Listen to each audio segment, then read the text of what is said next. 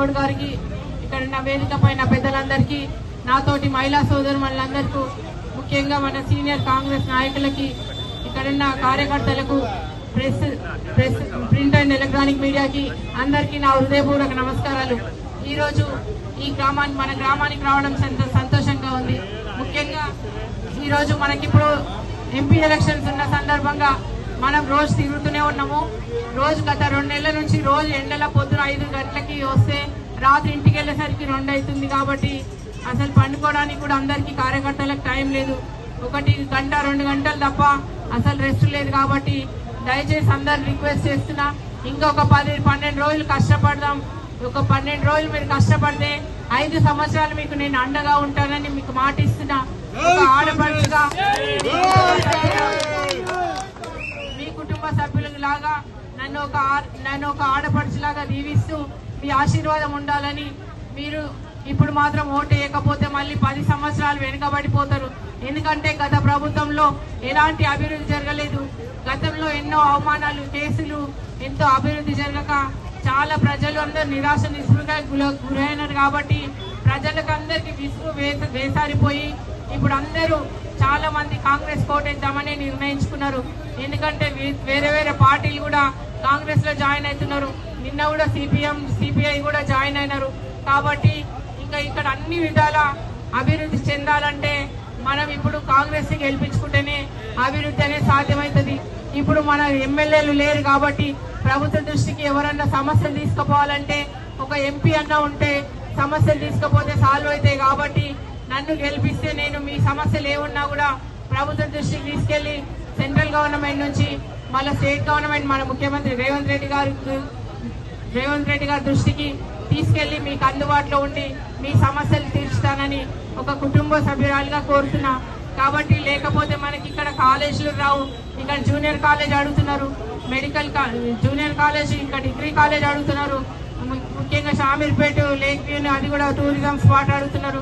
ఇంకా కల్వర్ట్స్ అడుగుతున్నారు, బ్రిడ్జ్లు అడుగుతున్నారు. ఇంకా మెట్రో ట్రైన్ మొన్న సీఎం గారు రేవంత్ రెడ్డి గారు మెట్రో ట్రైన్ ఇస్తామని చెప్పినారు. మొన్న 2500 కోట్లు తీసుకొచ్చి అభివృద్ధి చేయడం జరిగింది మెట్రో ట్రైన్ కి. ఇంకా స్కై వాక్ కూడా 4500 కోట్లు శాంక్షన్ చేయడం జరిగింది. ఇంకా ఇట్లాంటి నిధులు తీసుకురావాలంటే గవర్నమెంట్ ముఖ్యమంత్రి గారు ఉన్నారు కాబట్టి ఆయన వల్ల సాధ్యమవుతుంది. లేకపోతే 10 సంవత్సరాలు వెనుకబడిపోతారు. నేను ఒకటే రిక్వెస్ట్ చేసిన మహిళలందరినీ, మన మహిళల ఓట్లన్నీ ప్రతి ఒక్క ఓటు మనకే రావాలి. ఎందుకంటే మహిళలకు ఓటు వేసుకోకపోతే మరి ఎవరు వేస్తారు మనకు అనేది మన మహిళలు ఆలోచించాలి. ఎందుకంటే మహిళలు చట్టసభల్లోకి వస్తలేరు, మహిళలను నిలబెడతలేరు అనేది మనం టాక్ వస్తుంది. కాబట్టి మనకు వచ్చినప్పుడు మన మహిళలందరూ సపోర్ట్ చేసుకోవాల్సిన అవసరం ఉంది.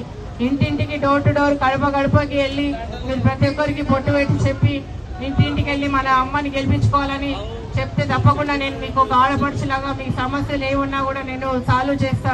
ముఖ్యంగా గతంలో డబుల్ బెడ్రూమ్ ఇస్తామని ఇవ్వలేరు.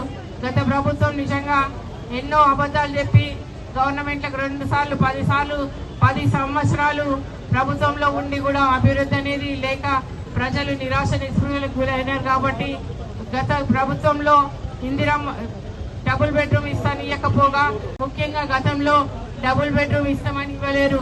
గత ప్రభుత్వం నిజంగా ఎన్నో అబద్ధాలు చెప్పి గవర్నమెంట్లకు 2 సార్లు 10 సంవత్సరాలు ప్రభుత్వంలో ఉండి కూడా అభివృద్ధి అనేది లేక ప్రజలు నిరాశ నిస్పృహలకు గురైనారు. కాబట్టి గత ప్రభుత్వంలో ఇందిరమ్మ డబుల్ బెడ్రూమ్ ఇవ్వకపోగా మన ముఖ్యమంత్రి రేవంత్ రెడ్డి గారు ఇప్పుడు ఇందిరమ్మ కమిటీలో వేసి ఇందిరమ్మ ఎవరైతే ఇందిరమ్మ మెంబర్ ఉంటారో ఇందిరమ్మలో వాళ్ళు సెలెక్ట్ చేస్తేనే ఇల్లు సెలెక్ట్ అయితే వాళ్ళకే ఇల్లు వస్తుంది. కాబట్టి మీరు ఎవరైతే ఇందిరమ్మ ఇల్లు మెంబర్ ఉంటారో వాళ్ళే బాసులు. కాబట్టి మీరు మాత్రం ఇప్పుడు ఇందిరమ్మ కమిటీలో ఎవరైతే మెంబర్ ఉంటారో వాళ్ళకి శాలరీ కూడా ఈ ఎలక్షన్ కోడ్ తర్వాత వస్తుంది. కాబట్టి ప్రతి ఒక్కరు ఇందిరమ్మ కమిటీలో మెంబర్ ఉన్న వాళ్ళకి ఇప్పుడు మంచి అవకాశం వచ్చింది. అది కార్యకర్తలకు ఎక్కువ మంది కార్యకర్తలకు కూడా ఈ ఇందిరమ్మ కమిటీలో మెంబర్ గా చేస్తారు. కాబట్టి దయచేసి కార్యకర్తలందరూ నిరాశ నిస్పృహలకు గురి కావద్దు. ఎందుకంటే ఇప్పుడు చిన్న మనస్పర్ధలు వచ్చి చాలా మంది మీటింగ్లకు రాకుండా, డోర్ టు డోర్ క్యాంపెయినింగ్లకు వెళ్లకుండా అవన్నీ చేయొద్దు. ఎందుకంటే ఇప్పుడు అధిష్టానము నిన్న కూడా మాకు రిస్ట్రిక్షన్స్ పెట్టింది. నిన్న ఎవరైతే పార్టీ కోసం పనిచేయరో వాళ్ళని తప్పకుండా సస్పెండ్ చేస్తామని రాత్రి కాన్ఫరెన్స్ లా సీఎం గారు అందరు మినిస్టర్లను ఇన్ఛార్జ్లను పెట్టి మమ్మల్ని కూడా క్యాండిడేట్లను పెట్టి రాత్రి మాట్లాడడం జరిగింది. ఎవరైతే పార్టీ కోసం పనిచేయరో వాళ్ళకి ఇప్పుడు వాళ్ళని సస్పెండ్ చేయాల్సిన అవసరం ఉంది. ఎవరు చెప్పినా మేము వినేటట్టు పరిస్థితి లేదు, డైరెక్ట్ అదే అధిష్టానమే నిర్ణయిస్తుందని చెప్పడం జరిగింది. కాబట్టి ఇప్పుడు కార్యకర్తలకు మంచి రోజులు వచ్చినాయి. కాబట్టి గతంలో మీకు ఎలాంటి పోస్టులు లేక చాలా మంది ఇబ్బంది పడి నిజంగా చాలా వరకు మీరు సఫర్ అయినారు. ఇప్పుడు మంచి రోజులు వచ్చిన సమయంలో చిన్న చిన్న విషయాలకు అలిగి మీరు అక్కడిక్కడ పోయి మాట్లాడకుండా, ఫోన్లు చేయకుండా, వాళ్ళకి వీళ్ళకి క్యాన్వాసింగ్ చేయకుండా, గడప గడపకు తిరగకుండా, పార్టీ కోసం పనిచేయకుండా మీరు ఎలాంటి చేసిండ్రనుకో తప్పకుండా మనకి రిజల్ట్స్ బ్యాడ్గా అయిపోతాయి. ఇప్పుడు మనకు చాలా మంచిగా ఉంది, ప్రజలలో మంచి స్పందన ఉంది, ప్రజలు అందరూ ఆదరిస్తున్నారు.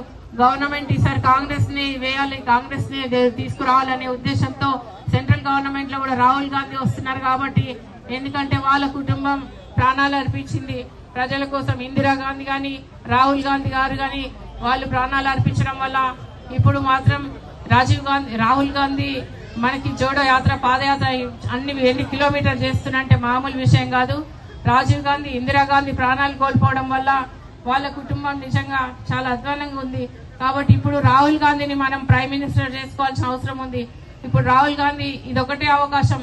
మళ్ళీ 5 సంవత్సరాల తర్వాత సోనియా గాంధీ కూడా ఆమె కూడా ఏజ్ అయిపోయింది, ఆమె కూడా ప్రైమ్ మినిస్టర్ అయ్యి ఆమె కూడా ప్రైమ్ మినిస్టర్ వద్దనుకుంది. అలాంటిది వేరే వాళ్ళను ప్రైమ్ మినిస్టర్ గా చేసి నిజంగా వాళ్ళు పదవులు ఎలాంటి పదవుల కోసం లేరు, ప్రజల కోసం పనిచేస్తున్నారు. కాబట్టి సోనియా గాంధీ కుటుంబంలోని రాహుల్ గాంధీని మాత్రం మనం ప్రైమ్ మినిస్టర్ చేయాల్సిన అవసరం ఉంది. కాబట్టి ప్రతి ఒక్కరూ దీన్ని గమనించి పార్టీ కోసం పనిచేసి పార్టీ బలోపేతానికి కృషి చేస్తూ మంచి మెజార్టీ తీసుకొచ్చి రానున్న కాలంలో మంచి పదవులు లోకల్ బాడీస్ లో కూడా మీరు చాలా వరకు కార్పొరేటర్లు, ఇంకా ఎంపీపీలు, జెడ్పీటీసీలు, జెడ్పీ చైర్మన్లు, మేయర్లు కావాల్సిన అవసరం ఉంది. కాబట్టి మేము కూడా మీ క్యాన్వాసింగ్ వచ్చి పనిచేస్తాము. మీరు పిలవకుండా వస్తాము, తప్పకుండా మీకు అండగా ఉంటాము. నేను మాట ఇస్తున్నా, ఒక ఆడపడుచులాగా మీ కుటుంబ ఫ్యామిలీ లాగా నాకు ఎప్పుడైనా ఫోన్ చేయొచ్చు, మీకు అందుబాటులో ఉంటానని తెలియజేస్తూ ఈ అవకాశం